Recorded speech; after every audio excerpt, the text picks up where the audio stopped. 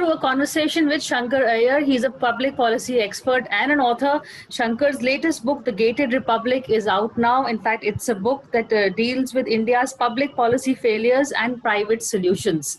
Now, Shankar, as we know, has also written a book on called Accidental India, and he's written a book on the history of Aadhaar, a biometrical history of India's 12-digit revolution. Shankar, I missed your book. I was looking down. Can you show us the book for our viewers?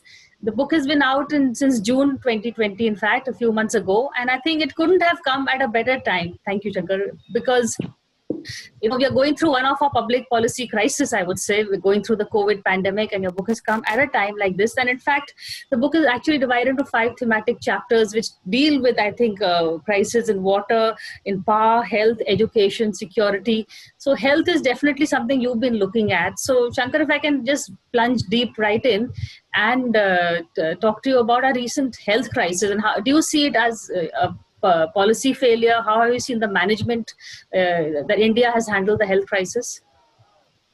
India could definitely have done better. India could have planned it better. And so COVID-19 exposes all the problems that India has lived with for 70 years.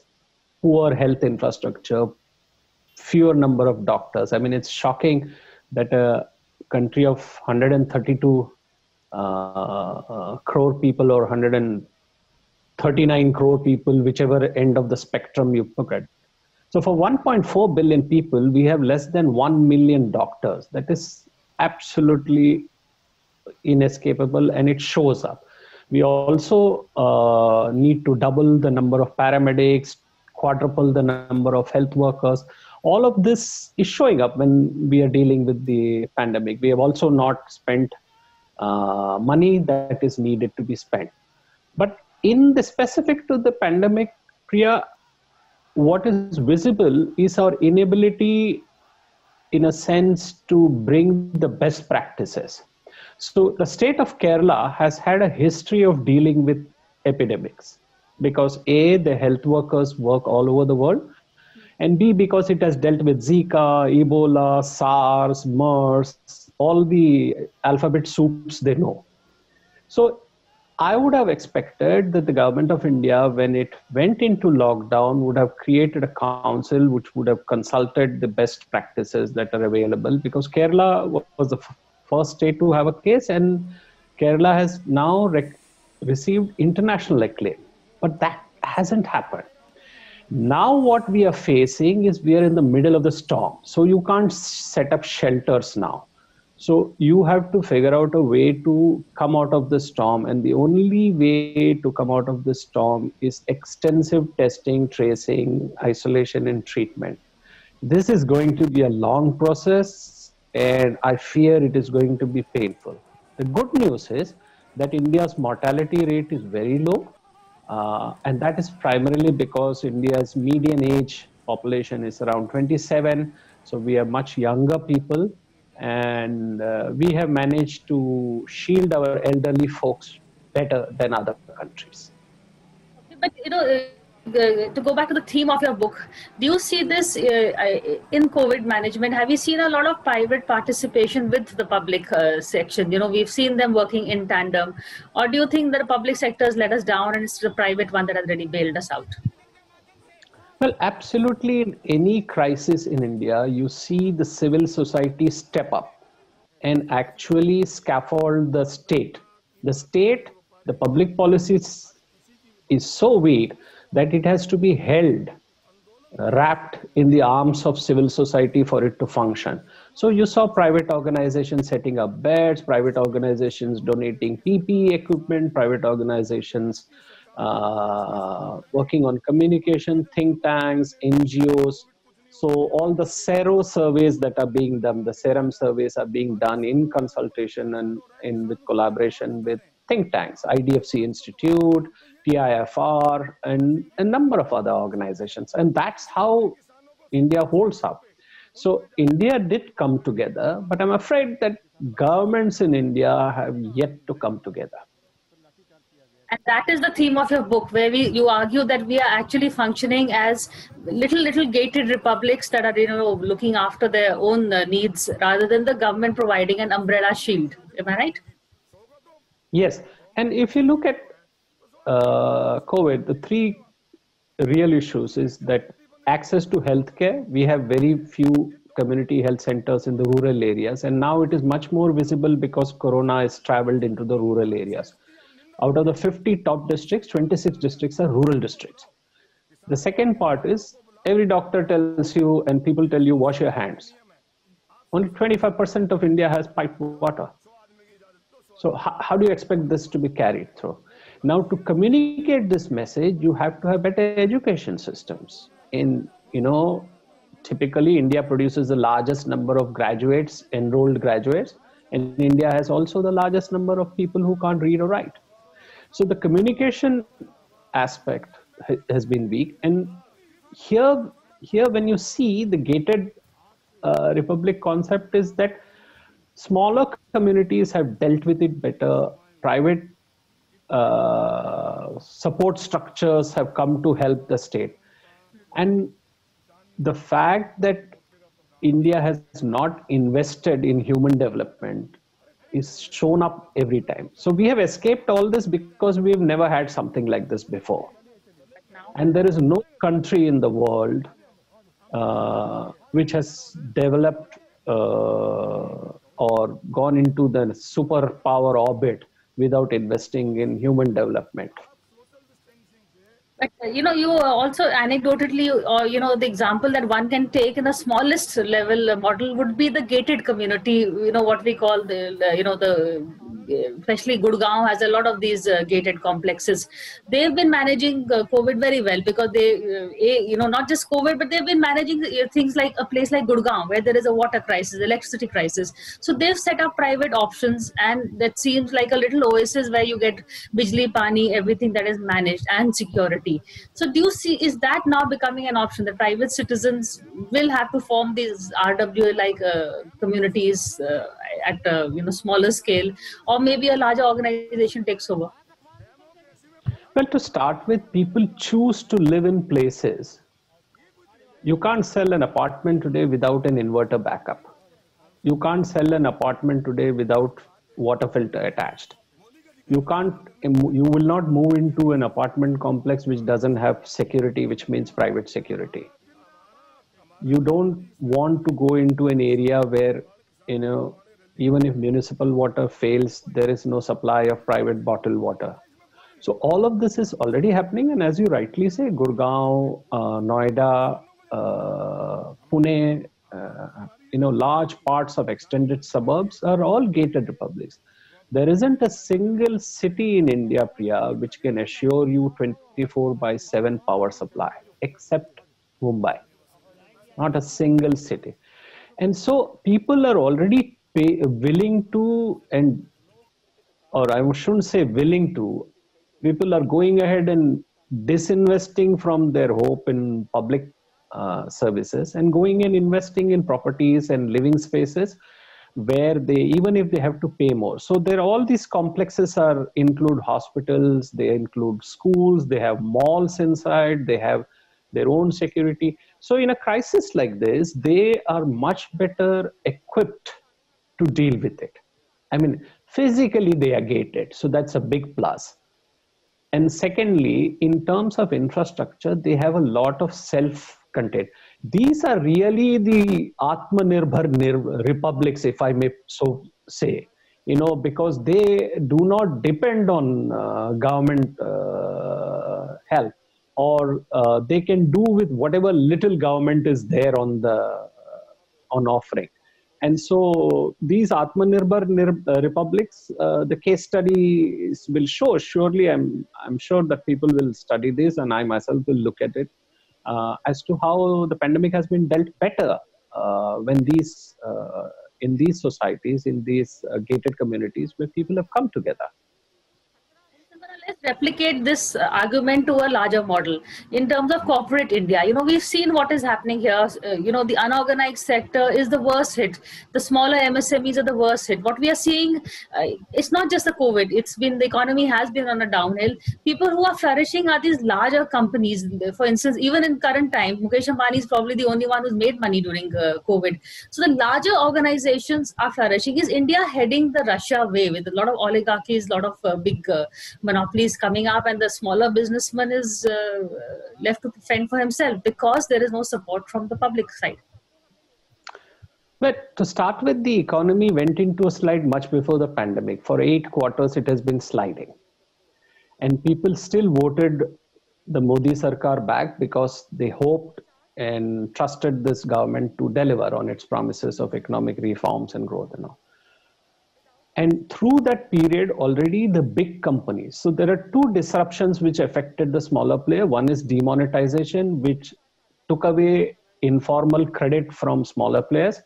GST, which its structure simply doesn't understand the idea of pooled credit that people work with, and they still don't get it. The government still doesn't get it. So these have affected the smaller, medium enterprises the most. And who has gained the most? The large enterprises. Who is more organized? The large enterprises. So this is a kind of progression to an oligarchy by default, even if it is not by design. I hope it is not by design, but you do see a few names popping up and others crashing down. So that gives you the worrying thought. Are we heading to a place like Russia? I hope not. Just one more question on healthcare before I take you on economy, because economy is an area that you're an expert on. You, in your earlier book, Accidental India, your whole premise of that book was that India always reforms in a crisis.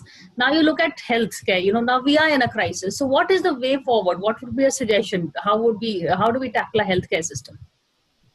Well, it's an enduring mistake. Priya, my first book, Accidental India, was an answer to a question why India reforms only after a crisis. Aadhar was a book which dealt with how India can change without a crisis. And A Gated Republic actually is a book which is, I am still wrestling with the question, why despite crisis there has been no reforms? So the answer that I have is that partly it has to do with how people respond in a democracy. And people have not yet been voting on these issues. And somehow or the other, India's democracy functions like a benign monarchy. You vote a government into power for 5 years and then thereafter, you hope and pray that they will deliver. And they don't, so then you go to the next monarch, or repeat the monarch, whichever way. But democracy is not a spectator sport because you have to engage with people. That is one aspect. And I think there isn't enough attention on what the state governments are doing. So I hope and I'm sure that there will be greater scrutiny of delivery of public services, particularly health, after this or in the run up to the lifting of the pandemic. But the taste of the pudding will be tested in Bihar elections, whether Sushant Singh is the election issue or whether healthcare is the election issue or the economy is the election issue. And I'm very much afraid it's going to be Sushant Singh, the way the trend is going right now. But I'm also interviewing you at a time when our GDP has contracted to its lowest ever, I would say. You've also reported on the 91 crisis. In fact, you were the reporter who actually broke the story on how India was selling its gold during the 91 thing. And that created quite a stir and made a lot of headlines. But are we as bad as we were in 91? Can you compare the two situations? Is there any comparison then and now? This is much worse than 1991. Because what did you sell to get out of it? Because in 1991, structurally, it was India alone in problem and the rest of the world was doing okay. And India was in a problem in the fiscal and current account deficits. Now we have a fiscal deficit. The whole world is coming, so there is no hope. So here's how one should look at it structurally. a fifth of India's economy grows on exports. I think that has been going down, and it's been down for over 4 years. India has not done too well in exports. So you have lower exports. That is one worry. The second worry is the government has spent way out of his pocket. So the fiscal deficit is what they are telling you, what is written in the budget, and what is suspected are three different figures. So its ability to come to the aid of the people when there is a crisis is now very limited. Worst of all is, unlike in 1991, when you had bureaucrats and officers who stepped on the table, this is not visible. I see more than intelligence, I see lack of imagination in the way policies are being framed. So they are addressing headlines all the time. So you hear stuff like green shoots, V-shaped recovery. I mean, if you're going to dive into the water and come up again, it looks V-shaped when you come up for air. There's no disputing that. But is it recovery? I mean, really? And even when you have a situation where the youngest population in the world, about 1 million people joining the workforce, can't find jobs, your formal sectors, the services sector, the face-to-face economy, hotels, transport, everything is suffering. And the government still thinks that we will do the stimulus after the COVID abates. So this sounds like the fire brigade will act after the fire has gone out. So I'm sorry, the response has been poor, and this will make it much worse. I suspect India will be set back quite a bit by this. But as I always say, that I don't think Indians depend too much on the government anymore. I think the resilience of India is in its people.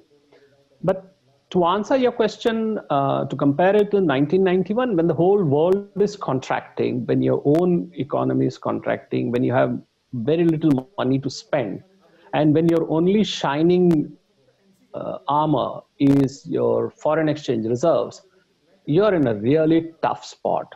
And thank God for the fact that you didn't reform fast enough, because 48% of the workforce is still in agriculture, and agriculture seems to be doing okay.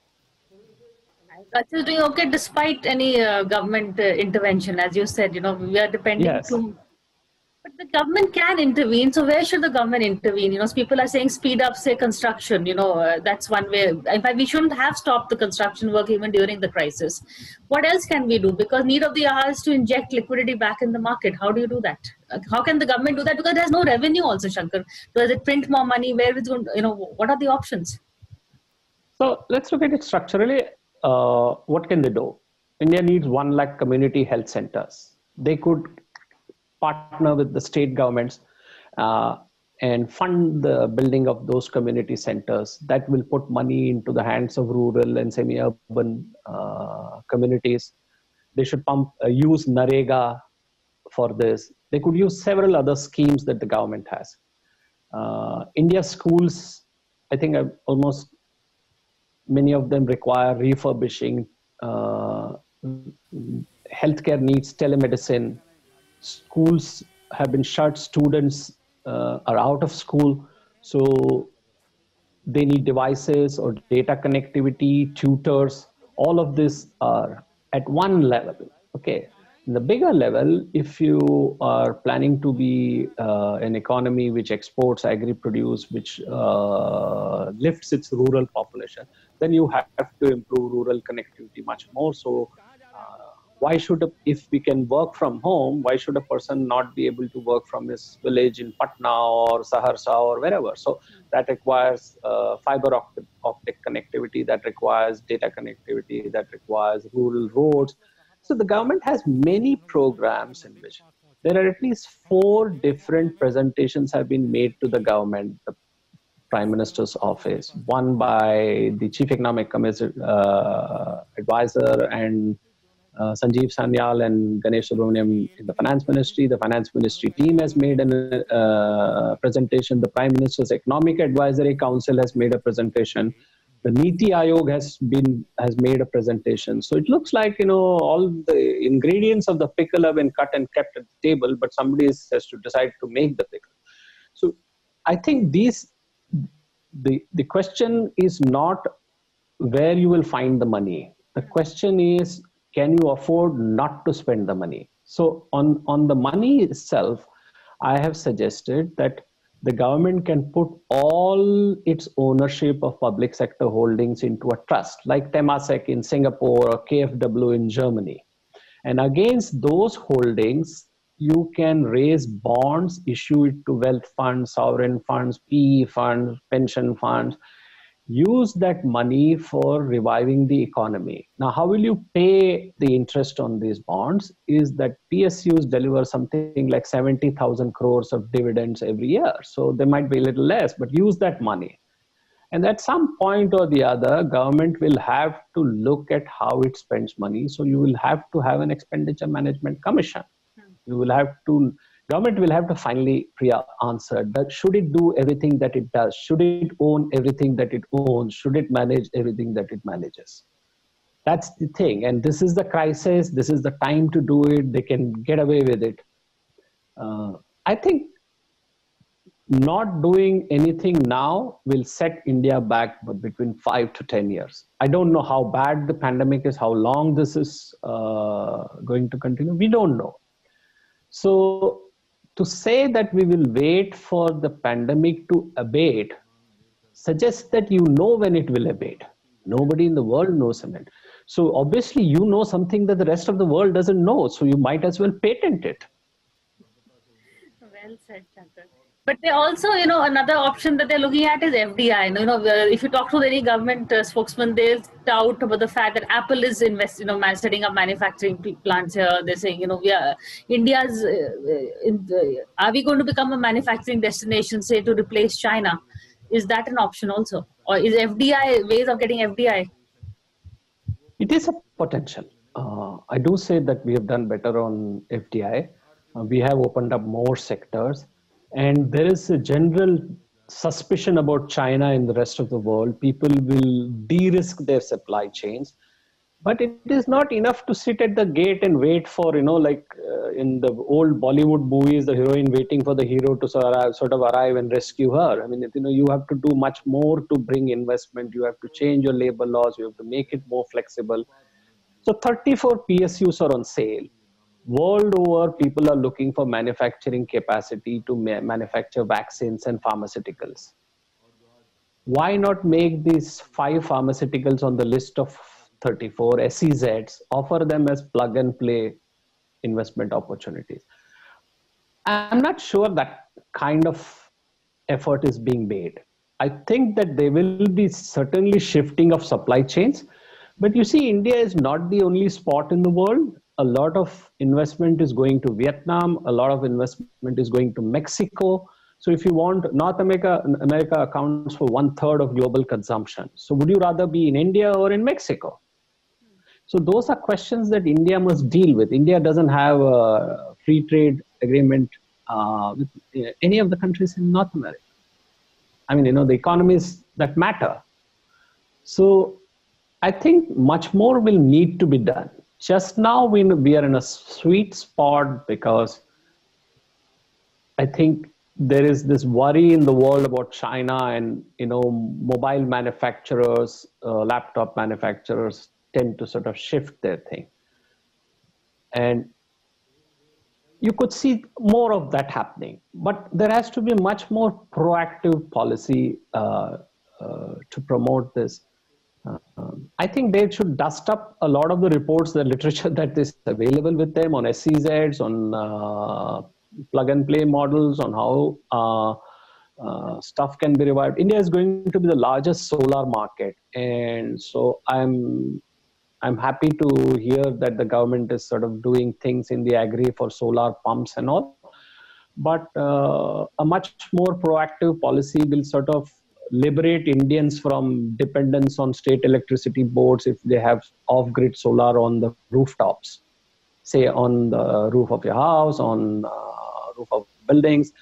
And that's a policy is there, but it's not functional. So there are many pieces to be put together. And the problem in India is not so much about the intelligence or the draft of policy or no. We don't have enough champions to organize and deliver on programs. So if the prime minister decides to do Jan Dhan, it happens. And if the prime minister is not doing something, then the rest of government similarly seems to be waiting at the tail enders or the non-strikers end. One last question, Shankar. You also, you're a political expert. Also, you've been watching the politics very closely. What wins elections? I asked this question to everybody. You know, we discussed the fact that despite GST, despite demonetization, Prime Minister Modi swept UP. He swept the next general election. Even though I was there on ground, I saw people hurting. You know, the dhaba owners, the small traders, they were complaining. But yet he swept the elections. So, does emotion win elections? Does the economy, the fact that the state we are in is not going to work against him? What's going to? Where do you see it going?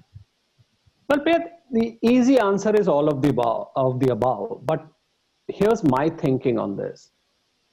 Choice is a consequence of anger and options. So what matters is what you're most angry about and what are the options available. Now, you might be very angry about the Modi Sarkar. Does that mean you vote for the Congress? I mean, that's the question people are asking. So I think in the vacuum that India's politics just now is, regional parties are doing very well. BJP does very well against Congress, but struggles against regional parties. So people are voting on a combination of identity and dependence. So they identify with regional parties. They feel that regional parties are dependable because they can be pushed around and they respond better to crisis and needs of the people. They also vote for the BJP because there is a national aspiration and then Mr. Modi's popularity continues. The same can't be said of the losers. Let me sort of end that there. On that note, Shankar, thank you so much for talking to us, and we wish you all the best, you and the book. And are you working on another book, or is it too soon to ask that question? Well, actually, I am working on a project which I hope will be a book, which is 2 layers of disruption in the world, which is demographic change and climate change. So I'm just begun work on it. Let's see how it goes.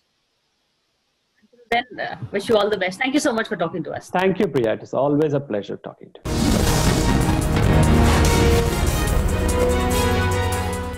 For more such videos, subscribe to the NewsX YouTube channel, hit the bell icon.